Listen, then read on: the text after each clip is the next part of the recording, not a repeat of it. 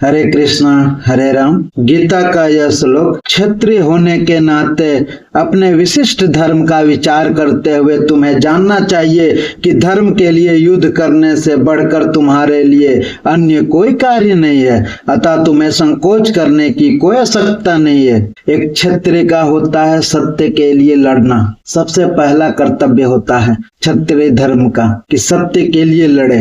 सामाजिक अवस्था के 4 वर्णों में द्वितीय वर्ण उत्तम शासन के लिए है और क्षत्रिय कहलाता है। जो क्षति से रक्षा करे वह क्षत्रिय कहलाता है। क्षत्रियों को वन में अखेट करने का प्रशिक्षण दिया जाता है।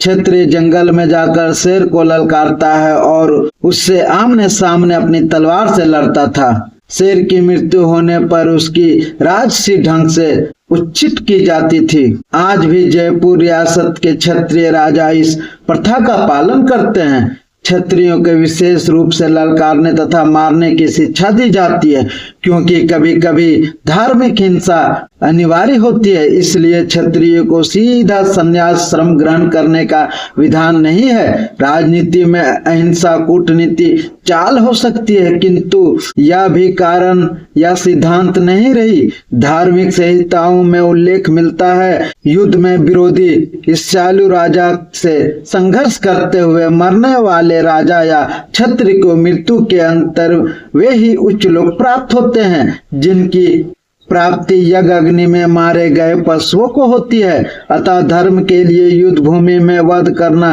तथा यज्ञिक अग्नि के लिए पशुओं का वध करना हिंसा कार्य नहीं माना जाता, क्योंकि इसमें निहित धर्म के कारण प्रत्येक व्यक्ति को लाभ पहुंचता है और यह यज्ञ में बलि दिए गए पशु को एक स्वरूप में दूसरे में बिना विकास प्रक्रिया के ही तुरंत मनुष्य को शरीर प्राप्त हो जाता है। इस तरह युद्ध भूमि में मारे गए क्षत्रिय यज्ञ संपन्न करने वाले ब्राह्मणों को प्राप्त होने वाले स्वर्गलोक में जाते हैं। स्वधर्म 2 प्रकार का होता है। जब तक मनुष्य मुक्त नहीं हो जाता तब तक मुक्ति प्राप्त करने के लिए धर्म के अनुसार शरीर विशेष के कर्तव्य करने होते हैं। जब वह मुक्त हो जाता है तो उसका विशेष कर्तव्य या स्वधर्म आध्यात्मिक हो जाता है और देहात्म बुद्धि में नहीं रहता। जब तक देहात्म बुद्धि है तब तक ब्राह्मणों तथा क्षत्रिय के लिए स्वधर्म पालन अनिवार्य होता है। स्वधर्म का विधान भगवान द्वारा होता है,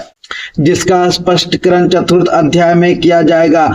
शारीरिक स्तर पर स्वधर्म को वंशधर्म धर्म अथवा आध्यात्मिक बोध का प्रथम सोपान कहते हैं। वंशधर्म धर्म अर्थात प्राप्त शरीर के विशिष्ट कर्मों विशिष्ट गुणों पर आधारित स्वधर्म की अवस्था से मानवीय सभ्यता का शुभारंभ होता है। वंशधर्म धर्म के अनुसार किसी कार्य क्षेत्र में स्वधर्म का निर्वाह करने से जीवन के उच्चतर पद को प्राप्त किया जा सकता है। ये था गीता का अध्याय। एक क्षत्रिय के नाते सत्य के लिए लड़ना सबसे पहले कर्तव्य है हमारा, और अगर युद्ध में अगर मारे भी जाते हैं तो वह स्वर्ग लोक को प्राप्त होते हैं।